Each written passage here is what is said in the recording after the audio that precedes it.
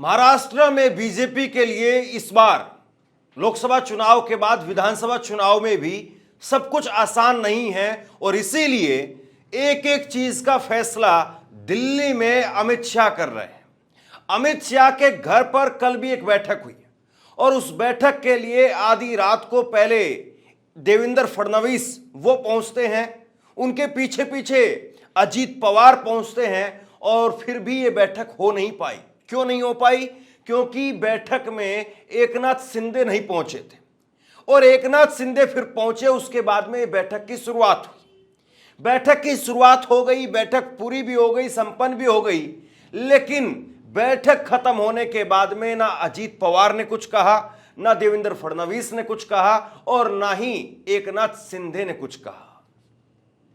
अभी भी महायुति के अंदर, यानी जो बीजेपी का आप एनडीए का खेमा कह लीजिए, वहां पर महायुति और महाविकास आघाड़ी है। महायुति के अंदर अभी भी 288 कुल सीटों में से 182 सीटों का ऐलान हो चुका है, जबकि 106 सीटों पर पेंच फंसा हुआ है और इन 106 सीटों में से भी जो 20 सीटें हैं वो बिल्कुल लाल घेरे के अंदर है और इन 20 सीटों के ऊपर कौन उतारेगा, कौन उतरेगा, यह बड़ा सवाल है। लेकिन अमित शाह ने एक शर्त रख दी है। अमित शाह ने एक शर्त रख दी है। दरअसल मामला यहां पर फंसा हुआ है अजीत पवार की वजह से। एकनाथ शिंदे जो है वो कह रहे हैं मैं मुख्यमंत्री हूं, बीजेपी सबसे ज्यादा सीटों पर लड़ना चाहती है। एकनाथ शिंदे वो चाहते हैं कि वो मुख्यमंत्री हैं तो उनको भी अच्छी खासी सम्मानजनक सीटें दी जाएं। और उसके बाद में अजीत पवार वो पेच फंसा रहे हैं। अजीत पवार कह रहे हैं कि भाई मुझे भी सीटें दी जाए, क्योंकि दूसरी तरफ जो एनसीपी है शरद पवार की, उनको 85 सीटें मिल रही है।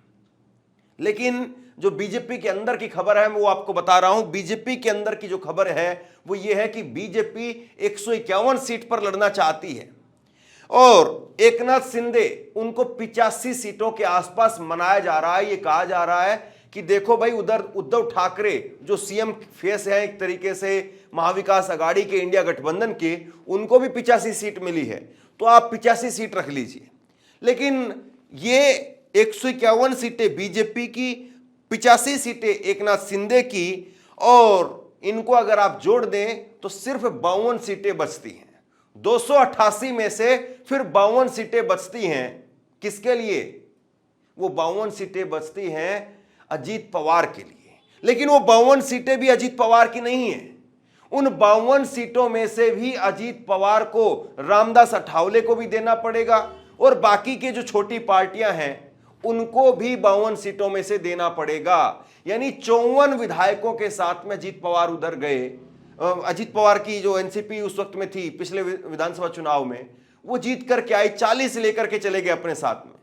लेकिन इस बार 40 सीट भी उनको नहीं मिल पा रही हैं और ऐसे में शर्त रख दी है अमित शाह ने कि सीटें दे दी जाएंगी। कुछ सीटों पर जो है हम अपने उम्मीदवार उतार देंगे, सिंबल आपका रहेगा, लेकिन कोई बगावती उम्मीदवार नहीं उतरना चाहिए। एक भी बागी उम्मीदवार नहीं उतरना चाहिए। इस बात को एकनाथ शिंदे और उनके साथ साथ अजीत पवार वो सुनिश्चित करने का काम करेंगे। अगर एक भी बागी कैंडिडेट उतरेगा तो उसको मनाने का काम, उसको बैठाने का काम एकनाथ शिंदे और अजीत पवार को करना पड़ेगा।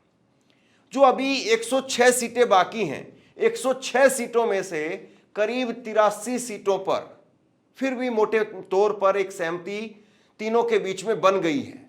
लेकिन हालांकि एकनाथ शिंदे और अजीत पवार के बीच में ज्यादा सीटें, एकनाथ शिंदे और बीजेपी के बीच में इन 83 सीटों में से ज्यादा सीटें जाएंगी। लेकिन दूसरी तरफ जो है अजीत पवार बार बार ये प्रेशर डाल रहे हैं कि मुझे भी इन सीटों में से चाहिए, वरना हमारा जो मुस्लिम वोटर है वो आपकी तरफ नहीं आएगा। और सबसे बड़ी बात यह है, ये जो 23 सीटें हैं जो बिल्कुल लाल घेरे के अंदर हैं, 23 सीटें, वो लाल घेरे की 23 सीटें मुंबई थाने के इलाके की है, जहां पर शिवसेना का सबसे मजबूत क्षेत्र है और शिवसेना को कॉम्प्रोमाइज करना पड़ेगा, तो इसका मतलब यह हो जाएगा कि फिर एकनाथ शिंदे को बीजेपी अगला मुख्यमंत्री नहीं बनाएगी अगर सरकार आ भी जाती है तो। और अगर एकनाथ शिंदे को ज्यादा सीटें नहीं मिली, एकनाथ शिंदे के समर्थकों को अगर मैसेज चला गया कि बीजेपी ज्यादा सीटों पर खुद लड़ रही है, बीजेपी ज्यादा सीटें खुद लेकर के आएगी और एकनाथ शिंदे को सीएम नहीं बनाएगी, तो इसका मतलब यह कि फिर मामला खत्म। फिर एकनाथ शिंदे के वोटर अपने लिए वोट जरूर करेंगे, लेकिन वो कितना वोट दूसरी तरफ करेंगे इस बारे में कुछ कहा नहीं जा सकता।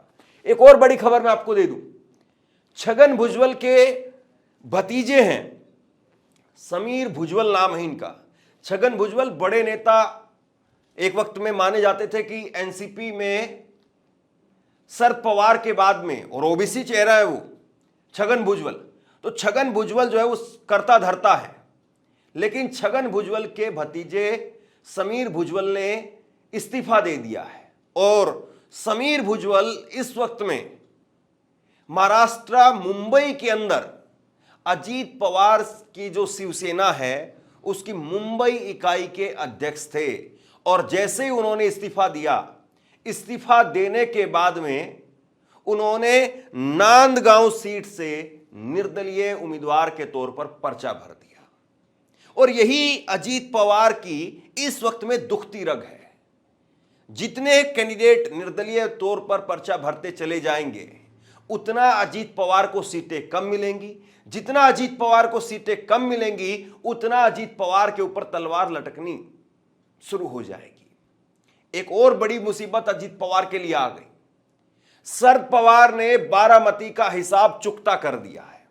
शरद पवार की बेटी सुप्रिया सुले, उनके खिलाफ अजीत पवार ने अपनी पत्नी को लोकसभा चुनाव में उतारने का काम किया था। हालांकि वो बात अलग रही कि सुनित्रा पवार, अजीत पवार की पत्नी, वो चुनाव हार गई, लेकिन अजीत पवार, उनकी जो एक अंदर की जो टसक थी वो बार बार निकल करके आती रही। वो माफी मांगते रहे जगह जगह पर।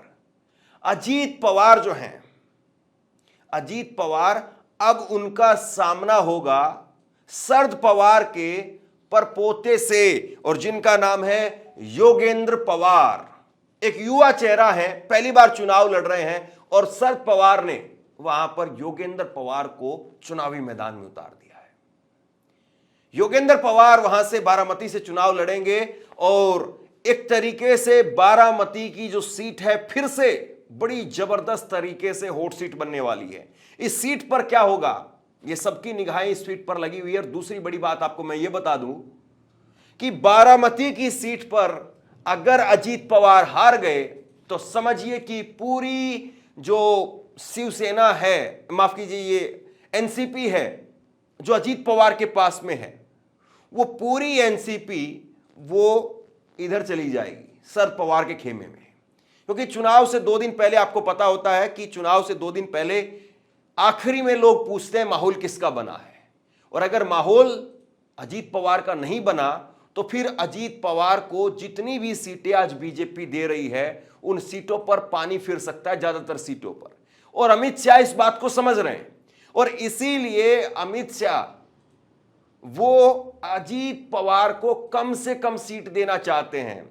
उनको पता है अजीत पवार को शरद पवार पूरी तरीके से घेरने पर लगे हुए हैं, और ऐसे में अगर अजीत पवार, उनका खेल बिगड़ा तो बीजेपी का भी खेल बिगड़ जाएगा।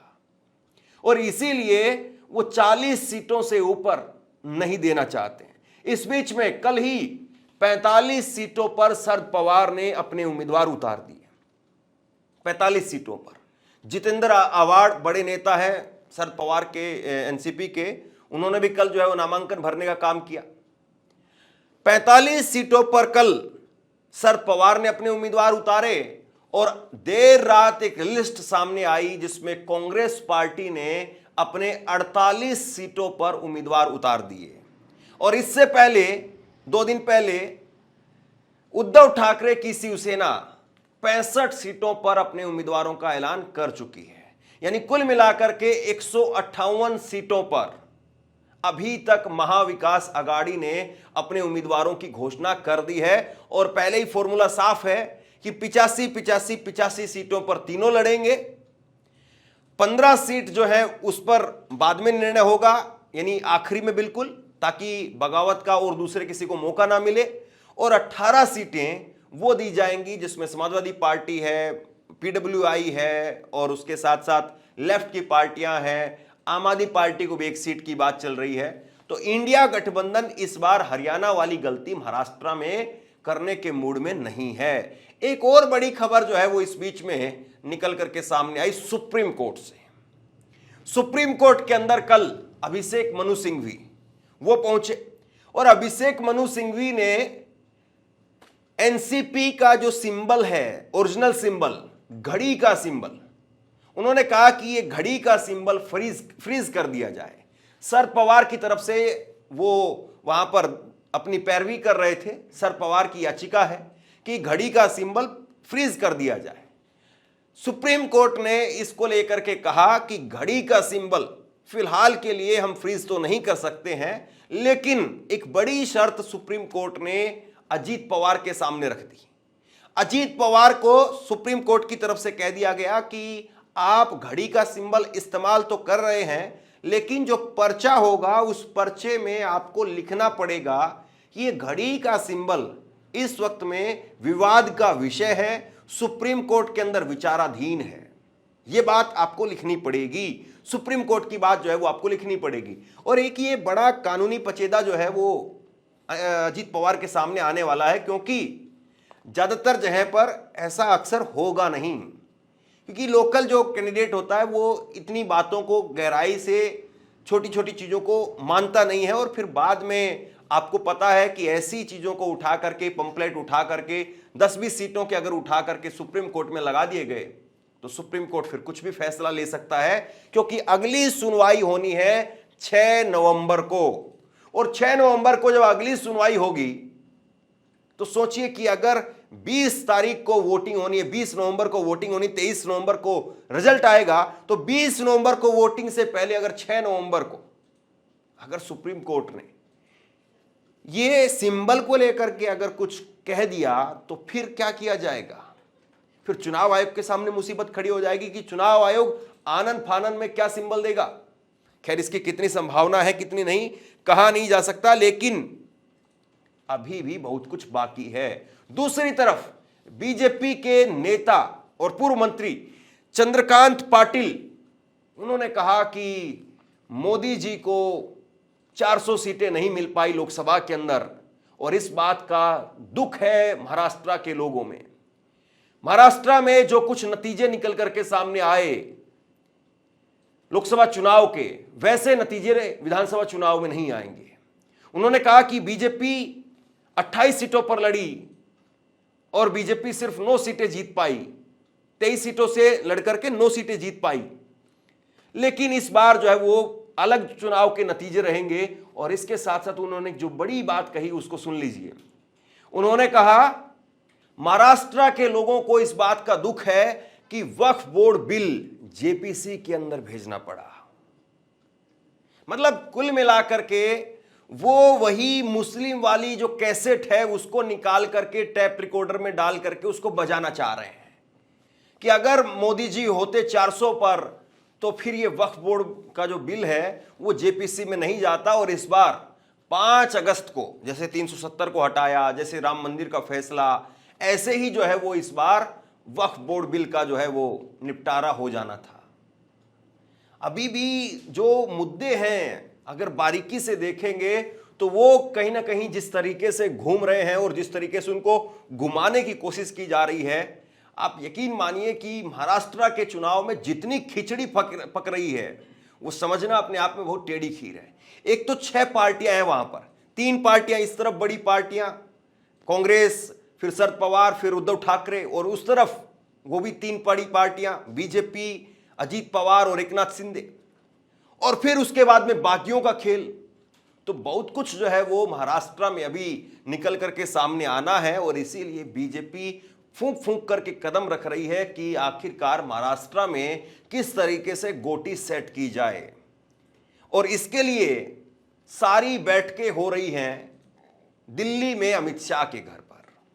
बताया ये जा रहा है कि अमित शाह ने पर्ची बना करके डाल दी है। एक बैठक होगी मुंबई के अंदर और यह दिखाया जाएगा कि हां, हमने क्षेत्रीय नेतृत्व जो है, जिसमें अजीत पवार हैं, एकनाथ शिंदे हैं और देवेंद्र फडणवीस है, उन्होंने ही आपस में बैठ करके कर लिया। लेकिन सबको पता है पर्ची जो आई है वो अमित शाह के घर से आई है। लेकिन अमित शाह क्या बागियों को मना पाएंगे? बहुत बड़ा सवाल है। महाराष्ट्र की राजनीति अपने आप में बहुत टेढ़ी है और महाराष्ट्र पर इंडिया गठबंधन हो चाहे एनडीए हो, हर हाल में उसको जीतना चाहता है, क्योंकि महाराष्ट्र अपने आप में पैसे वाला राज्य है और इसको कोई खोना नहीं चाहता। बहरहाल अभी तो तेल देखिए और तेल की धार देखिए, और बीजेपी अभी तक क्यों नहीं सीटों का ऐलान कर पा रही, जबकि दूसरी तरफ जो है वो तीनों पार्टियों ने अपनी 158 सीटों पर ऐलान कर दिया है। महाविकास आघाड़ी ने जब 182 सीटों पर ऐलान किया था महायुति ने, तो कहा जा रहा था कि वो उस तरफ कंफ्यूजन में है, लेकिन उन्होंने पहली लाइन में क्लियर कर दिया कि हम 85 सीटों पर लड़ेंगे। टिकटों का ऐलान भी हो गया, लेकिन अभी भी बीजेपी में पेंच फंसा हुआ है। अभी कैसे सुलझता है और सुलझ भी पाएगा या नहीं, ये देखने वाली बात है। आप क्या सोचते हैं, नीचे कमेंट बॉक्स में लिख करके जरूर बताइए। इस वीडियो को शेयर कीजिए और इसी तरह की तमाम खबरों के लिए ऑनलाइन न्यूज़ इंडिया को सब्सक्राइब कीजिए। आपका बहुत बहुत धन्यवाद।